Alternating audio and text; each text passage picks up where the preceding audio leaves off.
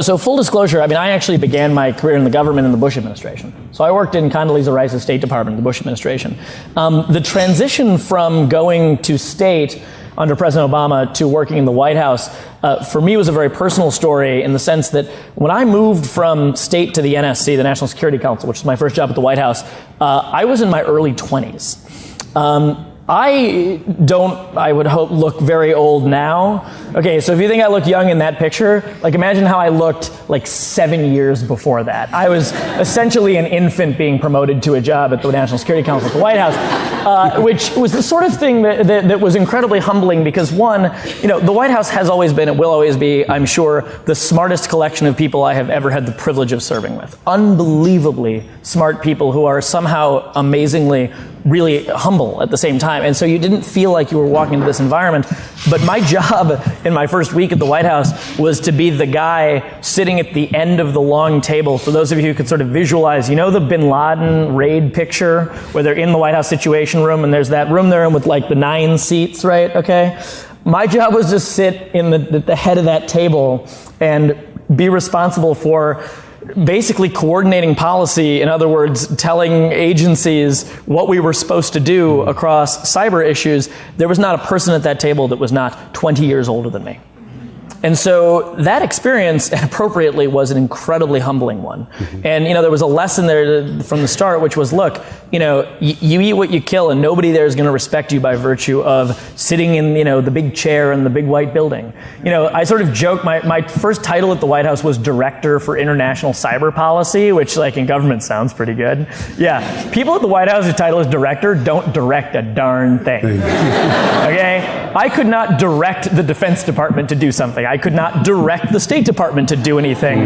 They put that title there to create the impression that potentially someday you might have the ability to influence that agency to do that thing that you want. And by the way, we had no staff.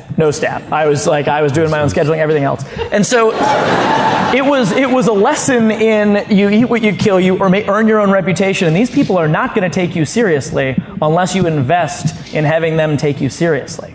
And it was an incredible lesson, and no matter where you are, no matter how bold the trappings are, I mean, my God, I got to walk into the White House every day. Yeah. You're still just a guy. You're just a person. And by the way, if you're a political appointee, as I was at the end, it's even worse because you're turned into a pumpkin. Okay, you have a clear sense of your own mortality, but so do all the career people who are going to be there after you leave. Which means you need to carry that on. The other lesson that I learned there pretty early on was that you can't survive without humor. There's just no way. I mean, the President Obama had on his desk a plaque, and the plaque said, "Hard things are hard."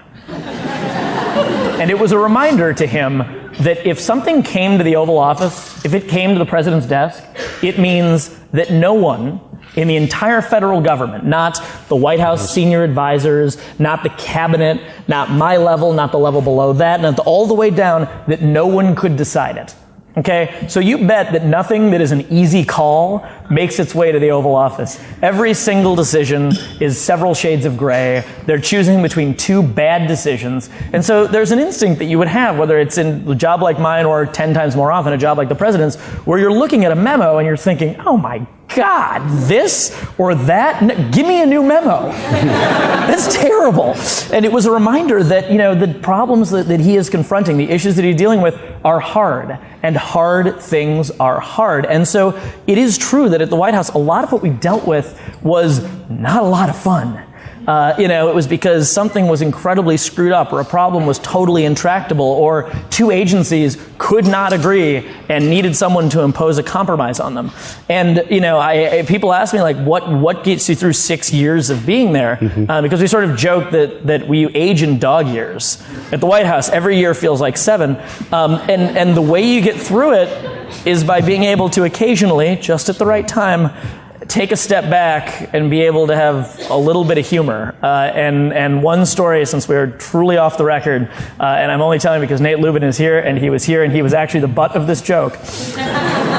So we were in the Roosevelt room, the famous, iconic Roosevelt room, talking about a policy issue, and it was a White House senior advisors meeting, so the senior-most meeting that we have. And occasionally they let whelps like me into that meeting when we have like a little bit of technical briefing to give or something. And so it's the White House chief of staff and the chief lawyer and the head political advisor and me and Nate.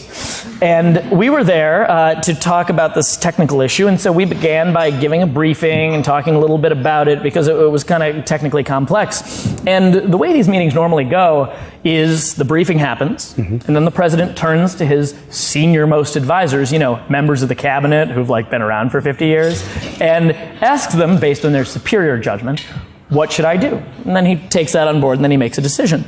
And at this point, again, this was a highly technical issue, the president, after we finish the briefing, pauses and leans back, and he looks at me, and he says, "Well, David, what do you think we should do?" And at that point, everybody, all the senior officials are looking at each other like, wait a minute. And it's before they can get the word out, he leans back and he says, "And let me tell you why I'm asking him first." In which everybody sighs. Okay, good, let's get an explanation. He said, "I'm asking him first because of all of you people. He is the only one who looks anything like any of the people who know anything about this issue at all." That's great.